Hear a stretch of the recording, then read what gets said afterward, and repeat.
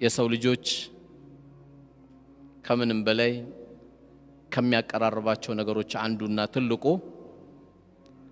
ከስበል ሐላል ወይም በላባችን የምንበላቸው የምንጠጣቸው የምንለብሳቸው ነገሮች ትልቅ የሊና ረፍት የሚሰጡ ነገሮች ናቸው። ከስበል ሐላል በዚህ ዘመን ሐላሉና ሐራሙን ሳይሆን መለየት ሰው የፈለገው እንዴት አድርጌ ቆንጆ ገንዘብ አገኛለሁ ነው እንጂ ጭንቀቱ ሐላል ነው ሐራም ነው ብሎ የሚለየው አላህን የወደዱ ወደ አላህ የተቃረቡ ወንድሞችና እህቶች እንጂ መኪናው ከምንም ተገዛ ፎቁ ከምንም ተሰራ ዋናው ብሩ ይገኝ እንጂ ሐላሉ ነገር ብዙም አያሳስበው። ይህ ማለት ግን ብዙን ጊዜ ይሄ ዘመን ሲባል ዘመኑም እንዳይጠፋ አላህ ያደረገው ዘመኑ ላይ ምርጥ ሰዎች ስላሉ ነው። ነብዩ አለይሂ ሰላቱ ወሰለም እንደነገሩን ሰዎችን ሁሉ ጠፋ ያለ ሰው መጀመሪያ የጠፋው እሱ ነው አሉ። ሰው ሁሉ ጠፋ አይባልም። እጅግ በጣም ደግሞ የቆሸሸ የሰው ሐቅ ኪሳቸው እንዳይገባ የሚፈልጉ የሰው ላብ ገና ሳይደርቅ የሚከፍሉ አላህ በሰጣቸው ኃላፊነት ቶሎ የሚሰጡ ምርጥ ወንድሞች ምርጥ እህቶችም አሉ። እነዚህ ሰዎች ሌሊትም ሲያለቅሱ የመጣን በላ ካለ አገሪቷ ላይ የመጣ በላ ካለ እንኳን ያጠፋሉ። ይህ ማለት አንዳንድ ነገር እዚህ መድረኩ ላይ ወንድሞች የሚሆን ማንም ዑለሞቻችን ሲያስታውሱ አንዳንድ ነገር ሲናገሩ ሁሉም ነገር ጨለመ ማለት አይደለም። በእርግጥም አልቃሻዎች አሉ። የሰው ገንዘብ መጠስ ታስቀምጥባቸው እንቅልፍ የሚያጡ ሰዎች አሉ። አረባ ከገንዘቤን ወሰደ የሚሉ አሁንም አሉ። የሰው ሐቅ የሚያንቀጠቅጣቸው አሉ። አንዳንዱ አላህን ከማወቅ ነው። አንዳንዱ ደግሞ በተፈጥሮ የሰው ሐቅ የሚከብደዋል። አሊፍ አያቅም ኤቢሲዲ አያቅም ምንም አልተማረም። ግን የሰው ሐቅ ሲባል ይደነዝዘዋል። የሰው ሐቅ ሲባል ያመዋል። የሰው ብር ሲባል ያመዋል። ተጠንቅቆ ነው ጉሮሮ ላይ እንዲገባ የሚፈልገውና አላህ ከምንም በላይ ከነሱ አላህ ያደርገን። ያው የሰው ገንዘብ እንድንጓጓ ያደረገን ለዱንያ ያለን ፍቅር ጣራ ላይ ስለወጣ ነው። ምክንያቱም የምናየው ጳውሎስ በኦክሲጅን የሚጠቀሙ ሰዎችን አይደለም። የምናየው በቱቦ የሚሸኑትን ሰዎች አይደለም። የምናየው የማያዩና ጆሮ የሰሙ መስማት የማይችሉ ሰዎችን አይደለም። ቀልቤ 00 መኪና ማየት ከጀመርኩ 00 መኪና አዲስ መኪና ከማየት ከጀመርኩ በቃ ልቤ ብው ይላል። ትንንሾቹን ስላላየ ትልቅ ሊታዩ የሚገቡ ቦታዎችን ስላላየ ያም ባለማየታችን በቃ ከምንም ይምጣ ከምንም እቺን ዱንያማ እንደዚህ ማለፍ የለብኝም ብሎ ይጨነቃል። ይህ ሲባል ግን ጥንቃቄ የሚያስፈልገው ነብዩ አለይሂ ሰላቱ ወሰለም ዱንያ ትንሽ ናት ብለው ከስራ ግን አልቦዘኑም። እንዳትረሱ እቺ ዱንያ እኮ ትንሽ ናት ብሎ አንዳንዱ እስከ 5 ሰዓት ተኝቶ ያለበትን ችግር የራሱን ችግር ወደ ሌላ ችግር ማምጣት ይፈልጋል። እሳቸው ከስራ አልቦዘኑም። ከልጅነታቸው ጀምሮ ስራ ላይ ችግር አልነበረባቸው። ምክንያቱም አላህ ወላ ተንሳ ነሲበከ ሚነ ዱንያ የዱንያ ድርሻችሁንም እንዳትተው ነው ያለው። አላህ እንዳትረሳ ነው ያለው። ሰው መጣሩ ዘዴ መፍጠሩ ለመስራት የተለያየ ቴክኖሎጂ መጠቀሙ ኮምፒውተር ላይ የተቀመጠ በደንብ አድርጌ እንዴት አድርጌ ነው ሀብታም ሆኖ ብሎ ዘዴ መፍጠሩ ይሄ እኮ ትልቅነት ነው።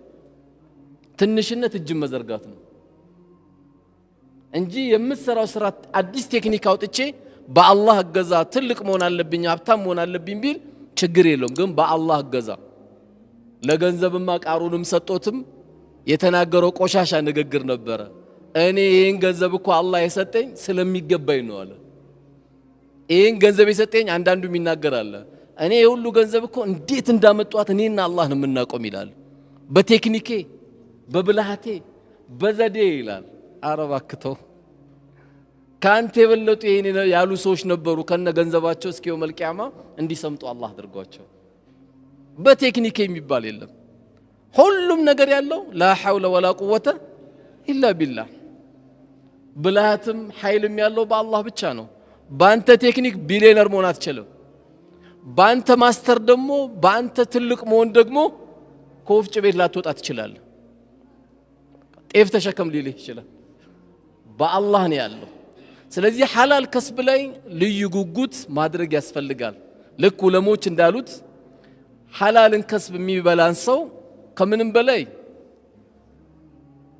በራሱ ላይ መረጋጋት አላህ ይሰጠዋል ያኒ ጦማኒነት ሰኪነቱል ቀልብ አላህ ይሰጠዋል ይረጋጋል ሁሌ የተረጋጋ ሰው ነው ከዛ በላይ ደግሞ ሐላልን የሚበላ ሰው ልቡ ለስላሳ ነው በሰው ችግር ይጨነቃል በሰው ሞት ያዝናል በሰው ህመም የሆነ ጥረት ያደርጋል በቃ ለሰዎች ይጨነቃል ድርቅና የሚለው ከምንም በላይ ደግሞ ሐላልን የሚከስብ ሰው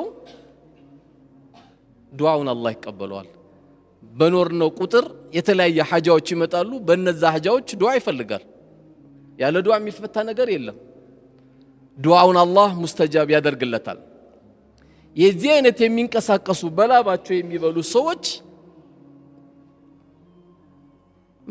ምን ጊዜ በዚህ ምድር ላይ ቀና ብለው መሄድ ያለባቸው እነዚህ ሰዎች ናቸው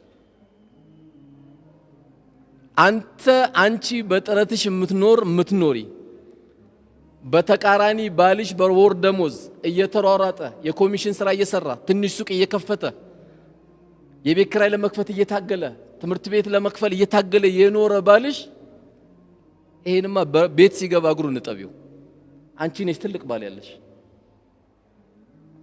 ከዚህ የበለጠም ዱንያ ላይ ትልቅ ሰው የለም ሐላሉን እየከሰበ ዳቦ ይዞ የሚመጣ ባል ሐላሉን እየከሰበ ዳቦ ይዞ የሚመጣ አባት ሐላሉን እየከሰበ ቤተሰቦቹን የሚመራ ወንድሜ አንተ ትልቅ ሰው ነህ ትንሽ ሆንክ እንዳይመስልህ ተሯሯጥ አብሽር ቀና ብለህ ትሄዳለህ ጂ+2 ባታወርሳቸው እስልምናን ታወርሳቸዋለህ ሐላል ታወርሳቸዋለህ አባትህ እኮ ታጋይ ነበር ትባላለህ ሐላልን ለመፈለግ አባት እንዴት ታጋይ ነበር ትባላለህ የዛንም ሲቀማ እዚህም ሲያስለቅስ የነበረ ደግሞ ዝም በል የህዝብ ገንዘብ በልቶ አባትህ ትባላለህ እናውቀዋለን እኮ አባትህ የሆነ ጊዜ ከሆነ ሰው ስትጣላ ትሸማቀቃለህ አባትን አላቆምና ነው ስንት ሰው አስለቅሶ ይሄን ገንዘብ እንዳመጣው ትባላለህ አባትህም ከአላህ ጋር ተጋጭቶ ነው ሄደው በሚያሳዝነው መልኩ አባትህም የሰው ሐቅ ይዘው ነው ደሞ ሄደ ስለዚህ ታግለን የምንኖር ሰዎች እየተፍጨረጨርክ የምትኖር ሰው አንተ ሁሌ እኮ ፊትህ ኑር ነው ቀልብህ ኑር ነው ሁሌ ደስተኛ ነህ ያለበትን ጸጋ እንዳትረሳ ያንተ ቤት ወጥ ነው የሚጣፍጠው ያንተ ቤት ምግብ ነው የሚጣፍጠው ንግራ ገባኝ እንደው አልብቃቃለኝ እኮ እንደው ያው አንዳንዱ ሲጠየቅ እንዴት ነው የምንኖረው እኔ እንዴት እንደምኖር ማላውቀው አንዳንዱ ባስማት ነው ይላል አንዳንዱ በረህመቱ ነው ይላል አንዳንዱ ደግሞ እኔ አላውቀውም والله ይላል በቃ ደሞዙ 14000 ብር ነው የቤት ኪራይ 20000 ብር ነው የሚከፍለው እንዴት ነው የኖረው ታዲያ በረህመቱ ነው የኖረው ብዙ አይነት ኑሮ ያላለ والله አንተ ትልቅ ሰው ነህ የማንም እንባ ያልገባብን ህይወት የምትኖር ከሆነ ቀና ብለህ ትሄዳለህ የሰው ቤት ለቅሶ ቤት ስትሄድ ቀና ብለህ ትሄዳለህ ምንም የምትሸማቀቀው ነገር የለማ ውስጥ ምንም ነገር የለም ያስለቀስከው ሰው የለም የሚያገላምጥ ደሞ መጣ የሌባ አትባልም አንተ ጥረናዋ የምትኖረው የቻልካትን ያክል እየሞከርክ ነው ያለው ዛስቴድ ዚጋውን ዳቦ ቤት ስትከፍት እምቢ ሲል ስጋ ቤት ስታረገው እምቢ ሲል ኪዮስክ ስታረገው እንዴት ያምራል ይሄ ህይወት ማለት እኮ ይሄ ነው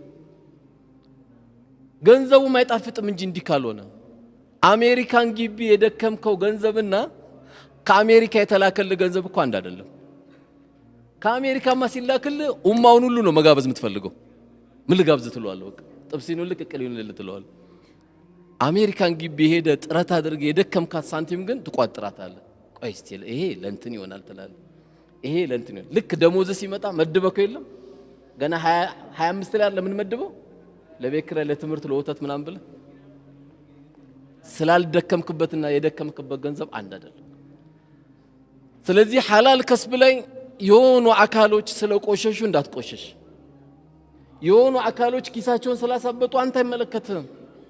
አንተ ግን ትልቁን አንቺም የዚህ አይነት ባል የሰጠሽ የዚህ አይነት ወንድም የሰጠሽ ሴት ታድለሻል። የጓደኛሽን ባሏ የገዛላት መኪና እንዳታይ፣ እሱና አላህ ነው የሚያውቁት።